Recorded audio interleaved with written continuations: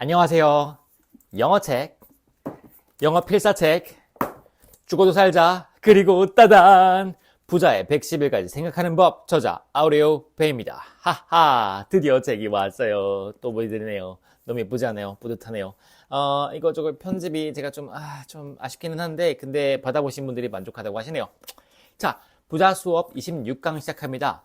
이 수업으로는 부자와 빈자의 선택 차이를 좀 더 말씀드릴게요. 왜 저번 강의에서 제가 좀 더 자세히 말씀 안 드린 것 같아가지고 좀 생각해 보니까 이게 좋을 것 같아요.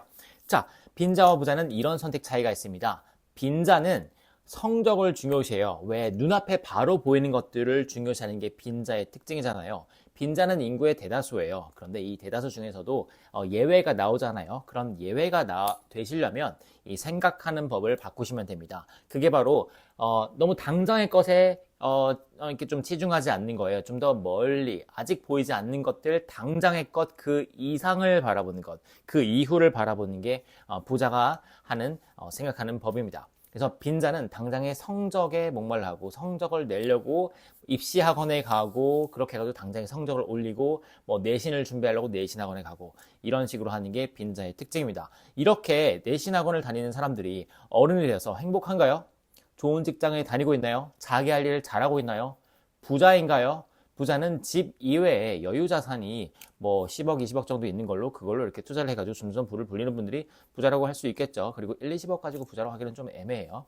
좀 더 많아야 그 정도는 돼야 좀 뭔가 좀 평생 안정을 할 수 있을 것 같고요. 그리고 제가 존경하는 어떤 사람이 있는데 그분은 젊은 나이에 어떤 회사를 만들어서 그 회사를 팔아가지고 백만장자가 되었는데 그 젊은 나이에 회사를 팔아서 백만장자가 되었을 때 투자를 젊은 나이인데 60살 할아버지처럼 했대요. 아니 뭐 할아버지 좀 죄송해요. 60살처럼 했대요. 굉장히 신중하게 잃지 않으려고 했고 그리고 여전히 대학생처럼 생활했대요. 그 사람은 지금 이제 억만장자가 되었어요. 그렇게 잃지 않을까 두려워하면서 조심스럽게 행동하셔야만 부를 유지할 수 있습니다. 근데 1, 20억으로는 좀 그래요. 그리고 대부분의 자산이 자기 집에 묻혀 있으면 그거는 부자로 하기는 좀 그렇고 미국과 한국의 중산층이 그러합니다. 자, 그래서 이 선택 차이를 하루하루 쌓이면 이 선택 차이들이 모여가지고 결국에는 되게 평화로운 마음을 지닌 부자가 되실 거예요. 그래서 빈자는 성적을 보는 반면 그럼 부자는 뭐를 볼까요? 부자는 어른이 되었을 때 얼마나 행복할 수 있느냐 이거를 보는데 그것은 어렸을 때 호기심부터 시작합니다. 부자가 되는 사람들은 혹은 부자인 그런 마인드셋 그런 사고방식을 갖고 있는 사람들의 교육 방식은 아이들이 호기심을 갖고 탐구력을 기르도록 합니다. 자기가 궁금한 거를 스스로 찾아보도록 알려줘요. 간접적으로든 직접적으로든. 저는 OX 아이들에게 어떻게 검색하는지를 알려주고 제가 호기심이 많다는 거를 간접적으로 보여줘요. 예를 들어 부모가 호기심이 많아서 자꾸 도서관에 가고 책을 많이 읽고 있으면 그런 모습을 보고 자란 아이들은 당연히 그런 어른이 되겠죠. 그래서 저는 저 자체가 호기심이 굉장히 많은 사람이고 제가 가장 영향을 많이 받고 저 역사 속에서 좀 저랑 가장 비슷한 사람을 여긴 사람은 좀 오해하실 수도 있겠지만 그래도 레오나르도 다빈치가 정말 다 읽어보시면 좀 저는 알아요. 저랑 좀 닮은 점이 많거든요. 저도 그렇게 어릴 때 노는 걸 좋아했고 만들기를 좋아했고 근데 이렇게 호기심이 많고 어른이 되어서도 계속 배우고 성장하는 사람이 되었습니다. 그리고 워렌 버핏도 70대, 80대가 되어도 계속 배우고 성장하셨어요. 그러니까 배우고 성장한다는 다른 말은 바뀔 수 있다는 거예요. 이럴 수 있으려면 어릴 때 성적에 뭔가 집착하지 않아야 돼요. 성적은 중요하지 않아요. 그거는 아마 당신보다 머리가 나쁜 사람이 그냥 직업적으로 해야 돼가지고 문제를 만든 거예요. 자기들도 먹고 살아야 되니까 문제를 만든 거예요. 자기들 맨날 일을 해야 되잖아요. 근데 그게 진리와는 다릅니다. 예를 들어 문학 국어책에 있는 그런 작품이 올라가는 걸 원치 않는 작가들이 많잖아요. 왜 이 작가가 의도한 것은 무엇입니까? 라고 물어봤는데 작가는 그걸 의도하지 않은 적이 되게 많지 않나요? 자, 그래서 뭐 시험을 잘 보는 거는 그냥 그 출제자의 의도에 맞추는 거고 그 출제자는 그냥 인간이에요. 그냥 뭐 자기 먹고 살려고 공부해가지고 교대 가가지고 교사가 돼가지고 그래가지고 그냥 출제를 한 거잖아요. 근데 거기가 그게 나의 인생 그건 좀 그래요. 저도 고등학교 때 전 여자친구가 이렇게 공부를 열심히 해가지고 교사가 되었지만 그 사람은 뭐 인생의 경험을 아무것도 안 하고 그냥 교사가 되었거든요. 그런 사람이 뭘 가르칠 게 있고 뭐 이해하는 게 있어요. 그냥 자기 할 일을 하는 거지. 그래서 성적을 쫓는 거는 빈자들의 선택이고요. 부자는 호기심을 가집니다. 정말 인류의 지식을 깊게 파보시면 인간이 아는 건 정말로 없어요. 우리가 아는 지식들은 누군가의 의견입니다. 그 의견을 론이라고 하고 과학의 그런 정말 이게 맞다고 믿었던 그런 의견도 그런 theory도 결국에는 그게 거짓임을 드러나고 그게 바뀌잖아요. 그래서 인간이 아는 모든 것들은 의견이에요. 그래서 우리가 더 지혜로워지려면 호기심을 갖고 탐구력을 갖는 것이 인생을 길게 보고 20살, 25살 이후에 어른이 되었을 때 행복하고 만족스러운 그런 부자의 삶을 사는 길입니다. 그래서 빈자는 성적을 추구해서 뭐 내신학원에 다니는 반면 부자는 즐거움을 추구해요. 그런 호기심을 기르고 탐구력을 기릅니다.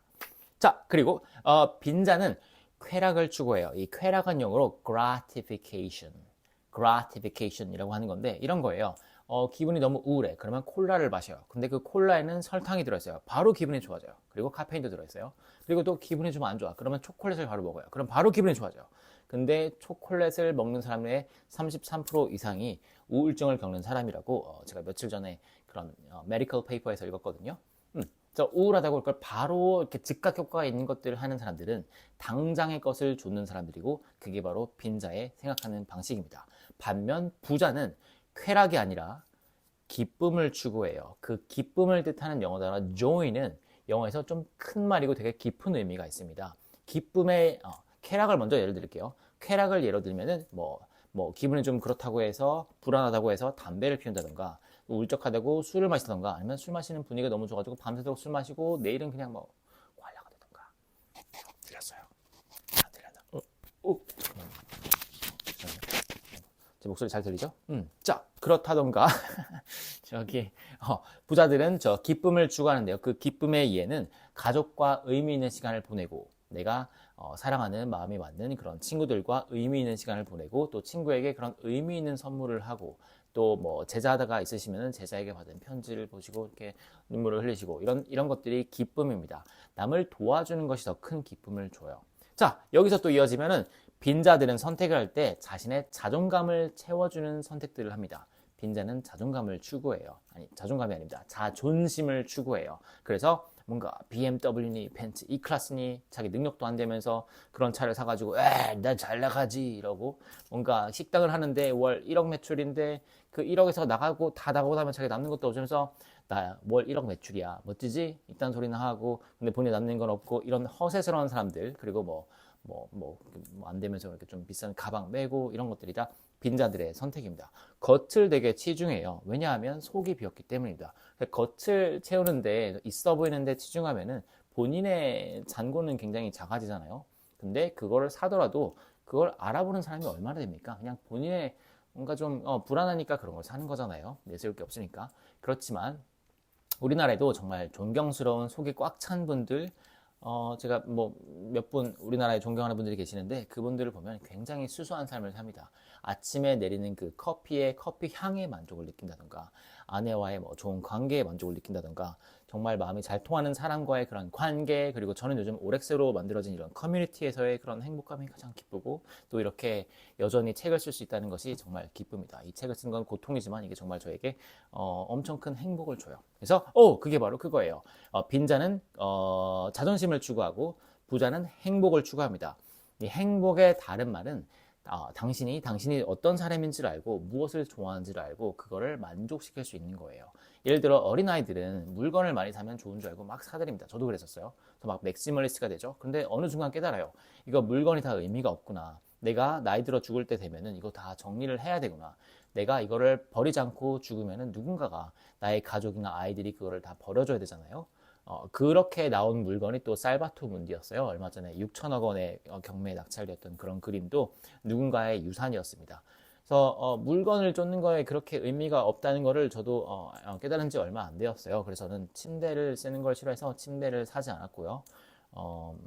그리고 한 10년 정도의 기간 동안 자동차도 사지도 않고 운전도 하지 않았어요. 그건 환경적인 문제인데 그런 것들이 꽤 큰 영향을 주었습니다. 그게 제가 진짜 좋아하는 게 뭔지 알게 되었어요. 그래서 좀 기름을 많이 태우는 그런 슈퍼카보다는 저는 슈퍼바이크를 탄다던가, 슈퍼바이크는 이게 슈퍼카처럼 익사이팅하지만 좀 위험한 반면, 근데 기름을 10,000원만 넣으면 한 달을 탈 수 있거든요. 한 달 넘게 탈 수 있겠어요. 저는 그렇게 많이 타진 않아가지고. 그게 바로 행복이에요. 뭐 행복은 본인이 누군지 알고 그걸 만족시키는 것입니다. 나에게 깊은 만족감을 주는 것이 행복이에요. 이 행복이 뭔지 정말 이해하기 어려우시면 부자 영어 필사책 행복을 실어다 읽어보시면 여기에 제가 행복을 설명해 놓았어요. 행복에 관련된 책 중에 최고의 책이라고 자부합니다. 어느 대학교 교수님보다 이게 더 좋은 거 읽어보시면 아실 거예요. 제가 좀 참고로 오타가 좀 있기는 한데 양해해 주세요. 제가 꼭 고쳐서 드릴게요. 이게 저희 멤버들에게 크리스마스 선물로 만들어준다고 제가 좀 급하게 출간을 했더니 이게 좀 교정이 덜 되었어요. 그리고 저희 출판사가 좀 바빠가지고 여러저러 사정이 있었거든요. 그렇지만 이 일세가 나오고 나면, 그리고 아마 영어 좀 하시면은 어떤 게 오타인지 바로 알아보실 거예요. 누가 봐도 알아보는 것들을 제가 이렇게 표시를 해놨는데 이거 정정하는 영상은 이 다음에 만들어서 올리도록 할게요. 자, 그렇지만 그 본질적으로 정말 그런 깊은 이해는 이 행복 시연으로 얻으실 수 있습니다.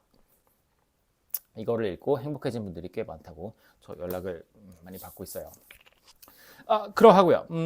자, 그래서 빈자는 저번 영상에 말씀드린 것처럼 유행을 쫓아요. 빨리빨리 변하는 것. 그거를 이게 다 유행이 되었을 때 쫓는 게 빈자의 특징이고요. 부자는 그거랑 관련 없어요. 변하지 않는 것을 추구합니다. 유행을 추구하지 않아요. 아마존을 만든 제프 베조스가 큰 부자가 된 이유는 변하지 않는 가치를 알고 그것을 쫓은 거예요. 그때 트렌드는 인터넷이었어요. 1999년도에는 인터넷이 우와 세상을 바꿀 거다. 지금 사람들이 AI에 난리 났던 것처럼 그때도 인터넷이 난리였거든요. 그래서 너도 나도 다 인터넷에 회사에 뭐 만들고 그거에 투자하고 그랬었어요. 근데 다 없어지고 아마존만 살아남았어요. 왜냐하면 아마존을 만든 사람의 생각하는 법은 자기는 인터넷을 쫓은 게 아니에요. 트렌드를 쫓은 게 아니라 변하지 않는 것을 쫓았어요.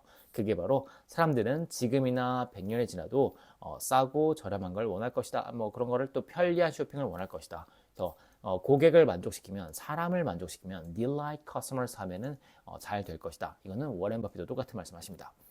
그래서 변하지 않는 것을 추구하는 것이 부자의 생각하는 법이에요. 자, 이 자세한 내용은 여기에 다 담겨 있고요. 이 책의 요지이기도 해요. 그래서 멀리 내다보지 못하는 것을 당장의 앞만 바라보는 것을 short-sighted라고 합니다. 그리고 멀리 내다보는 것을 far-sighted라고 해요. 원시적인 안목.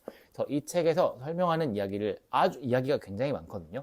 이야기를 들으시면 사고방식이 조금씩 변하실 거예요. 부자의 생각하는 법을 지니시면 부자가 되는 건 시간 문제입니다. 그래서 이 책을 매일 읽으세요.